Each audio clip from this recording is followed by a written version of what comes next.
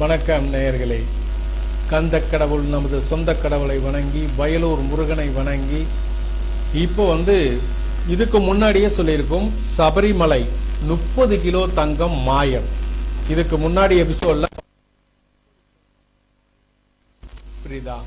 இப்போ அந்த 30 கிலோ தங்கம் மாயமானதோட அதுல இருந்த துவாரபாலகர் சிலையில இருந்த அடி பீடத்தையும் காணும். அது என்ன ஏதுங்க? அந்த அடி பீடம் யார் காணும்னு சொல்றதுன்னா, ஏற்கனவே உன்னிகிருஷ்ணன் போத்து தான் அந்த பீடத்தை துவாரபாலகர் சிலை மேல இருக்கிற அந்த பட்டை அது மேல போட்டிருக்காங்கல்ல, இது அந்த பட்டையை எடுத்துட்டு போனது அவரு தான். தங்கத்தை எடுத்துட்டு போய் செப்பு தகடா திருப்பி கொடுத்தார். நல்லா கேட்டுங்க, தங்கத்தை எடுத்துட்டு போய் செப்பு தகடா திருப்பி கொடுத்தார். இப்ப அதே உன்னிகிருஷ்ணனே கீழே இருக்க பீடத்தையும் காணுட்டான். பீடத்தையும் காணும் சார், நான் என்ன பண்றது? வேலையே பயிர மேயுது பாருங்க, என்ன பண்ண முடியும்? பீடத்தையும் காணும்னா இது கேரள சட்டசபையில பெரும் வாக்குவாதமா ஆயிடுது. கேரள சட்டசபையில பெரிய பிரச்சனை ஆயிடுது. உடனடியா உயர்நீதிமன்றத்துக்கு போகுது. உயர்நீதிமன்றம் என்ன சொல்லுதுன்னா, இதை உடனடியா விசாரிக்கணும்னு சொல்லி உத்தரவிடுது. திருவாங்கூர் தேவஸ்தான போர்டு இதை விசாரணையில இறங்குறாங்க. அதுல விஜிலன்ஸ் அதிகாரிகள் விசாரணையில இறங்குறாங்க. விசாரணையில இறங்கினா ஃபர்ஸ்ட் உன்னிகிருஷ்ணன் போத், அவனுக்கு பெங்களூர்ல வீடு இருக்கு.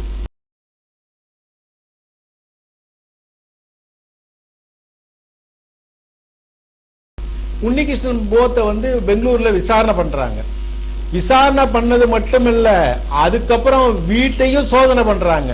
நல்லா கேட்டுங்க, விசாரணை பண்ணி வீட்டையும் சோதனை பண்றாங்க. ஒன்னும் கிடைக்கல, அங்க ஒண்ணுமே கிடைக்கல. விஜிலன்ஸ் அதிகாரிகள் அப்படியே வரும்போது பாத்தீங்கன்னா ரகசிய தகவல் வருது. என்னன்னா, திருவனந்தபுரத்துல இந்த பீடம் இருக்கிறதா ஒரு ரகசிய தகவல் வருது.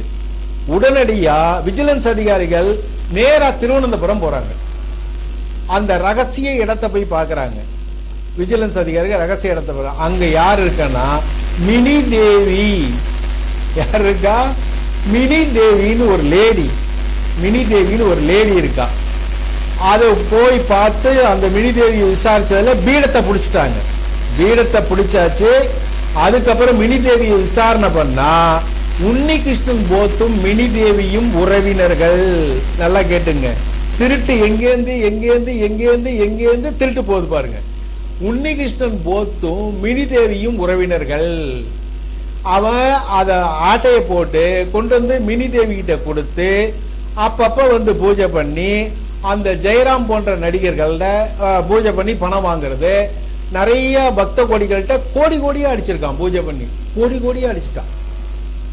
பூஜை பண்ணி கோடியா பணத்தை அடிச்சுட்டா. அதுல இதெல்லாம் போலீஸ் விசாரணையில இப்படியே தெரிய வந்திருக்குது. அதுக்கப்புறம் பாத்தீங்கன்னா, தேவஸ்தானத்துல முதல்ல இருந்த ஆளுங்க ஒரு 10 பேர் மேல வழக்கு பதிவு பண்ணியிருக்காங்க. தேவஸ்தானம் முன்னாடி 2019 இருந்த 2019 இருந்த 10 பேர் மேல வழக்கு பதிவு. புரியுதா? ஏன்னா எல்லாருமே இதுக்கு உடந்தையா இருக்காங்க.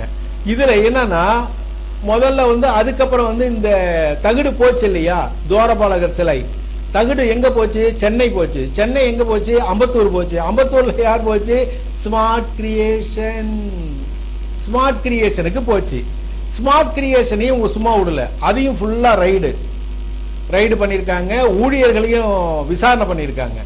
ஊழியர்களை விசாரணை பண்ணி தான் அதுக்கப்புறம் பாத்தீங்கன்னா தேவஸ்தானம் இங்க தேவஸ்தானம் போல ஒரு 10 பேரை கைது பண்ணிருக்காங்க. இதுல முக்கியமான குற்றவாளி உன்னிகிருஷ்ணன் போத். போலீசார் 10 மணி நேரம் விசாரணை பண்ணிருக்காங்க. அரசன் அன்று கொள்வான், தெய்வம் நின்று கொள்ளும். அரசன் அன்று கொள்வான், தெய்வம் நின்று கொள்ளும். உதாரணம் பாருங்க, 10 மணி நேரம் விசாரணை பண்ணிருக்காங்க. விசாரணை பண்ணதுல உன்னிகிருஷ்ணன் போத் தான் இந்த வேலையை பண்ணிருக்கான்னு கைது பண்ணிட்டாங்க.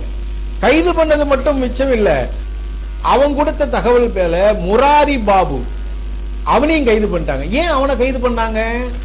அவன் தான் அந்த துவாரபாலகர் சிலையோடைய இதுக்கு அனுமதி கொடுத்தது, பீடத்துக்கும் அனுமதி கொடுத்தது. உள்ளே இருக்கான் ஆளு, உள்ளே இருக்கான். ஏன்னா சர்டிபிகேட்லாம் ரெடி பண்ணி இவன் தான் கைது போட்டு கொடுத்துருக்கான். இப்போ 2வது குற்றவாளியா இவன் முராரி பாபு, முதல் குற்றவாளியா யாரு? உன்னிகிருஷ்ணன் போத். உன்னிகிருஷ்ணன் போத் முதல் குற்றவாளி, முராரி பாபு 2வது குற்றவாளி. இது சட்டசபையில அமளிதுமளியா ஆனதுனால இப்ப வெளியே வந்திருக்குது. முதல்ல 30 கிலோ தங்கம் அப்படியே சைலண்டா கிடந்தது. சட்டசபையில பிரச்சனை, பீடமும் சேர்ந்து போயிடுச்சு. தங்க பிளேட் மட்டும் போல, என்ன தங்கத்தை கொடுத்துட்டு வெறும் கவரிங் அடிச்சு விட்டா. இப்போ இந்த பீடத்தையும் மினி தேவிகிட்ட கொண்டு போய் கொடுத்துட்டான். அதையும் கண்டுபிடிச்சிட்டாங்க. கொடுத்தது இல்லாம பூஜை வேற பண்ணிருக்கான். திருடின பொருளை வச்சு பூஜை பண்ணா உருப்பிடுமா? பாவம் இல்லையா? பூஜை வேற பண்ணிருக்கான். அதனால அரசு நன்று கொள்வான், தெய்வம் நின்று கொள்ளும் மாதிரி இப்ப மாட்டிக்கிட்டானுங்க 2 பேர். இன்னும் 10 பேர் மேல வழக்கு பதிவு இருக்கு. ஆனா 2 பேரை கைது பண்ணிட்டாங்க. ஒன்னு உன்னிகிருஷ்ணன் போத், இன்னொன்னு முராரி பாபு. 2 பேரும் இப்ப கைது பண்ணிட்டாங்க. கூடிய சீக்கிரத்துல இன்னும் யாரா சிக்குவார்னு பார்க்கலாம். அடுத்த ஒரு நிகழ்ச்சியில் மீண்டும் உங்களை சந்திக்கின்றேன். நன்றி, வணக்கம். சித்தரின் மெய்சிலுக்கும் அனுபவங்கள் என்று முன்னரே கூறியிருந்தோம் அல்லவா? அந்த உண்மையை உங்களுக்கு சொல்ல வேண்டாமா? அந்த சித்தர் நேரடியாக அந்த அம்மனுக்கு அபிஷேகம் செய்யும் போது அந்த அம்பாள் பாம்பு ரூபத்தில் எழுந்தருளியிருக்கிறாள். அந்த காட்சிகளை இப்போது நீங்கள் பார்த்து கொண்டிருக்கிறீர்கள்.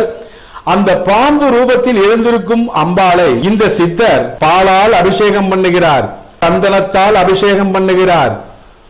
என்னதான் ஜீவன் இருந்தாலும் 5 அறிவு படைத்த ஜீவன், தெய்வத்தினுடைய பாம்பு இல்லை என்றால் யாராயிருந்தாலும் தீண்டும்.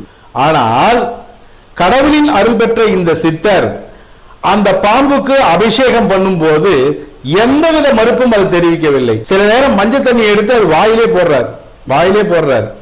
இதெல்லாம் பார்க்க ரொம்ப மெய்சிலிருக்கும் அனுபவமா இருக்கு.